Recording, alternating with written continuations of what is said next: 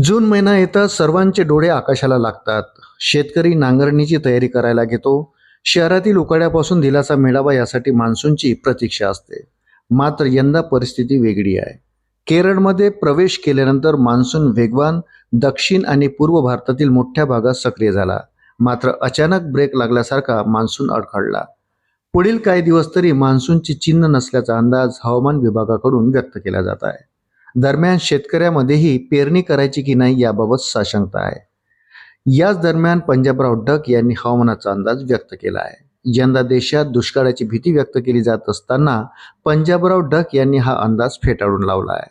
महाराष्ट्रातील शेतकऱ्यांना चिंता करण्याची गरज नसून महाराष्ट्रात दुष्काळ पडणार नसल्याचं त्यांनी सांगितलं.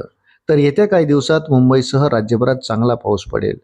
20 जून नंतर तापमान कमी होऊन पावसाला सुरुवात होऊ शकेल असं डक यांनी सांगितलं. दुष्काळ मनातून काढून टाका असं आश्वासन डक यांनी दिलं आहे. 21 जून नंतर टप्प्याटप्प्याने राज्यभरात पाऊस सक्रिय होईल. त्यानुसार जूनच्या शेवटच्या आठवड्यात शेतकऱ्यांच्या पेरण्या होतील. त्यानंतर उरलेल्या भागात 10 ते 15 जुलैमध्ये शेतकऱ्यांच्या पेरण्या होतील असंही ते यावेळी म्हणाले. यंदा पश्चिम विदर्भ, मराठवाडा, पश्चिम महाराष्ट्र, उत्तर महाराष्ट्र असा मान्सूनचा प्रवास असेल. उत्तर महाराष्ट्रात 23 ते 24 जून नंतर चांगला पाऊस पडेल. जिथं सुरुवातीला पाऊस झाला नाही तिथं 10 ते 15 जुलैपर्यंत पावसाला सुरुवात होईल असंही पंजाबराव डक यांनी सांगितलं. सर्वांची पेरणी एकत्र होणार नाही असं डक यांनी सांगितलं. 21 जून ते 2 जुलै दरम्यान पेरण्या होतील. पूर्व विदर्भात वर्धा, नागपूर, भंडारा, अमरावती, गोंदिया, चंद्रपूर, यवतमाळ या ठिकाणी लवकर पाऊस होईल. त्यामुळे पेरण्या लवकर होतील. जून महिन्याच्या शेवटच्या आठवड्यात मुंबईत मुसळधार पावसाची शक्यता आहे. पुणे, कोकण या पट्ट्यातही चांगला पाऊस होईल. मुंबईत पहिलाच पाऊस अतिवृष्टीसारखा होईल.